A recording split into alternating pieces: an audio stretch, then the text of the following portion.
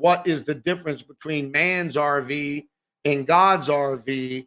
And let's listen to him, and let's listen to what the Lamasery has to say about this. Go ahead. Okay. Thank you, Jimmy. That was very well put. Um, you know, the short answer, and then I'll get a little bit more into detail, is everything mainly to do with God and man can be summed up in the answer to the same question: short term, long term, short term, long term, right?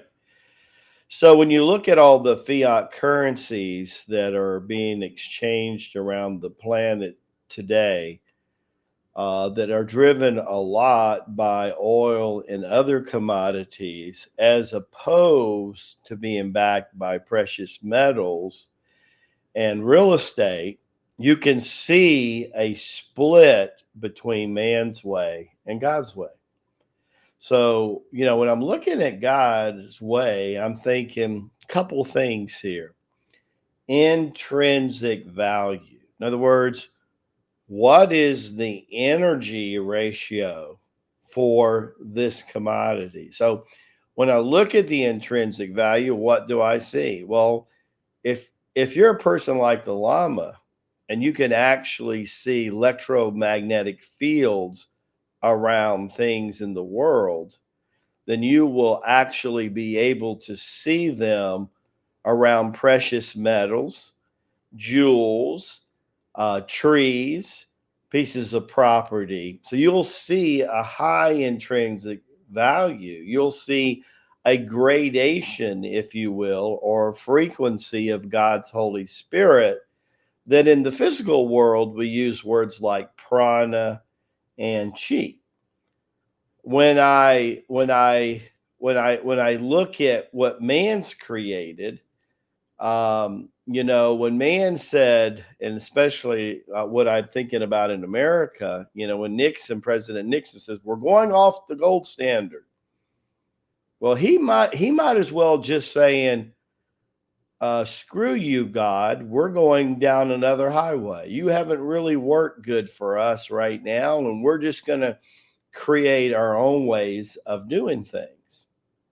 Well, and what has happened? Because of the printing of this, is like every time they don't want to be accountable for their physical policies, then what do? They don't change their physical policies. They go out and print more money again. And then what they do is they deflate and inflate that currency. So the other issue here between man and God is, because they have a printing press and they think that's okay, they can just continue to create the substance they refer to as money. Again, when go back to God and you look at real estate, you look at gold, you look at silver, you look at diamonds, you look at precious stones, you even look at crystals like amethyst crystals and stuff. What do they share in common besides the intrinsic value? Oh, yeah, there's only so much of that. There's no printing press, Jimmy, for gold and silver and real estate. So I don't have to be a financial planner, nor do I have to be a rocket scientist to look over the next 10 to 12 years. And I'm looking at my portfolio and I say, how much of my portfolio do I want to have in fiat currencies? And then of the fiat currencies, which are the most stable? And like you said, which ones have the most potential growth in the next 10 to 12 years?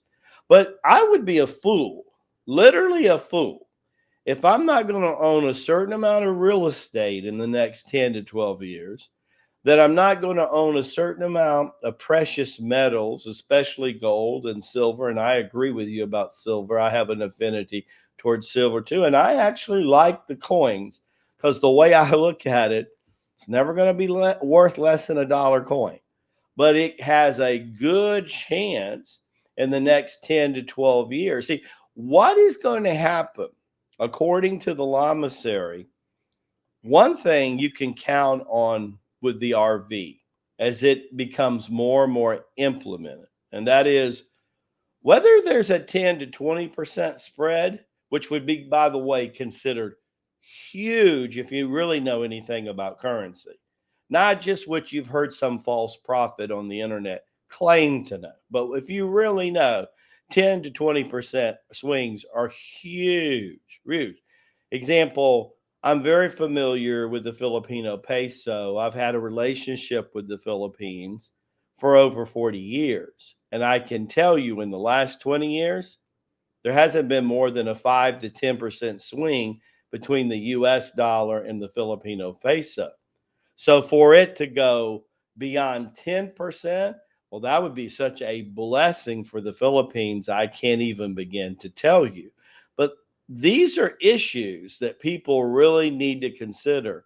And I guarantee you this, I'm going to own some of God's currency in the next 10 to 12 years. And I think God's currency has the best chance for return than a lot of these temporary currencies.